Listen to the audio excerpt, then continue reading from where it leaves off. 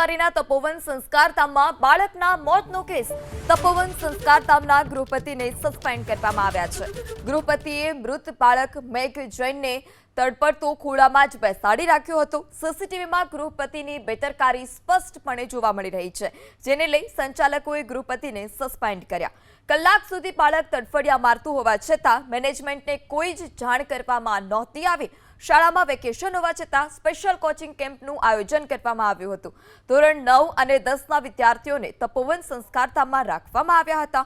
મૃતક મેઘના પરિવારજનોએ સંચાલકો સામે પોલીસમાં અરજી પણ કરી છે. जो भी कर्मचारी जो था उसका ये था उसको हमने मैनेजमेंट ने सस्पेंड कर दिया अभी फ़िलहाल।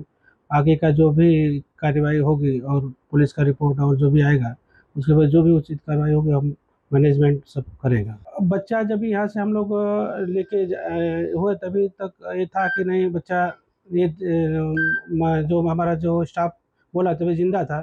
जैसे इन्फॉर्म किया हमारा मैनेजमेंट हमको और जो गृहपति को, तुरंत हम लोग गाड़ी करके लेके गए। तभी तक उसका एक टॉयलेट भी यहाँ पे किया था, तो लेके हम लोग निकल गए, तुरंत निकल गए।